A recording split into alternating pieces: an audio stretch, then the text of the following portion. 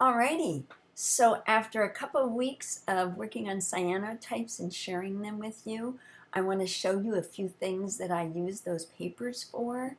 And I'm going to speed through this because I think most of us know how to cut and paste, and that's what a lot of this is. I started these little cubes by just mixing up a blue cyanotype color and paint and covered them with that so they blend in with the rest of my papers. And I will add a link in the description for the little cubes that I use.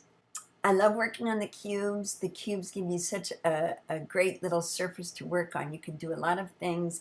You could bring in other elements from your paper stash, which I know and hope we all have. I have a feeling once you get started, if you're like me, you'll go crazy. And just as long as you have the supplies out for cyanotype, you'll make lots of papers to add to your paper inventory.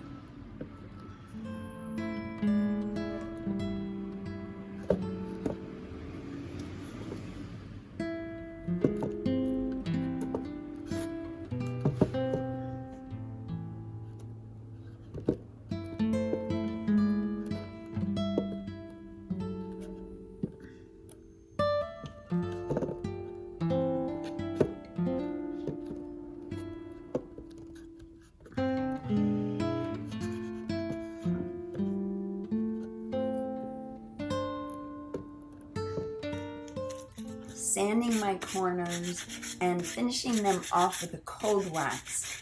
And you'll see that I use not only using clear cold wax, I also use a dark cold wax that I mix a little bit into the clear cold wax to just age it up a little bit or just give it a little bit of depth. So, and I love the finish that puts onto the cubes. And when it's dry, which you put on a really thin layer and wait about an hour and you can buff it out, and it comes out to a really nice luster. So it is one of my favorite finishes. And I will do something very like that with the cradle board as well.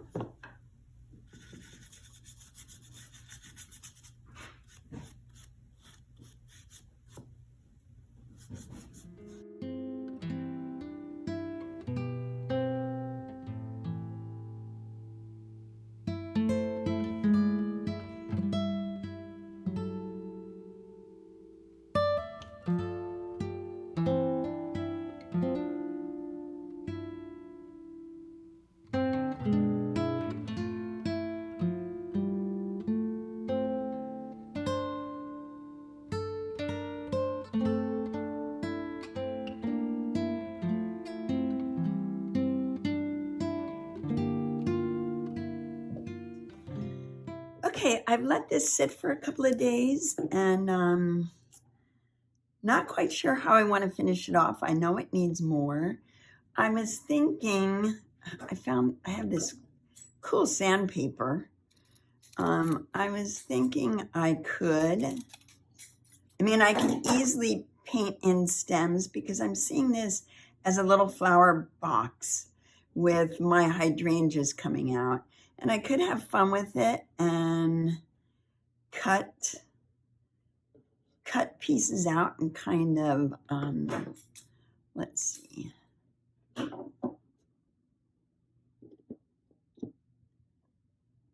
Just connect and make a stem that way. I love this sandpaper because I like that it adds a texture. And I also like that it pulls in this light blue because this piece of Cyanotype was really faded and light. These were really dark. So it kind of pulls the light up into the dark. And I would have to go in and connect these a little better.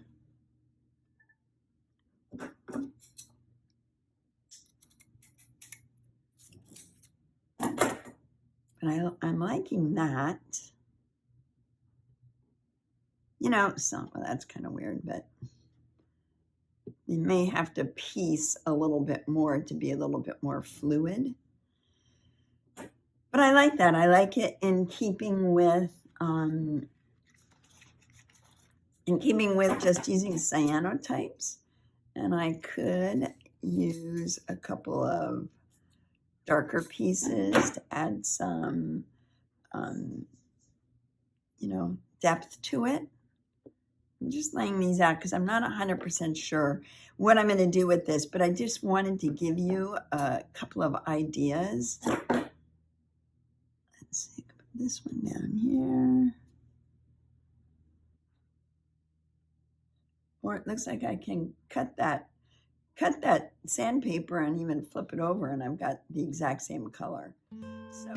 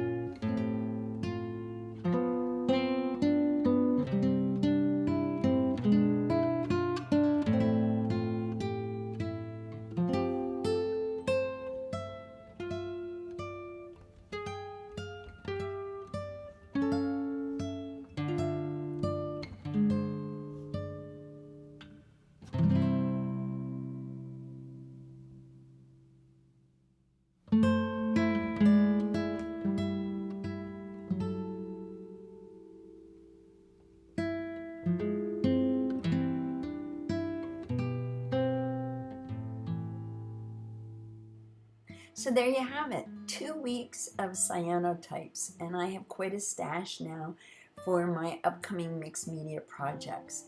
I even had time to make this puzzle piece for a group project. It was what was on my table, so that's what I did, a cyanotype puzzle piece. And I think I'm kind of coming out of my blue period, my cyanotype period. All of these pieces are available in my Blue Sky series on my website. If you want to check that out, that would be great.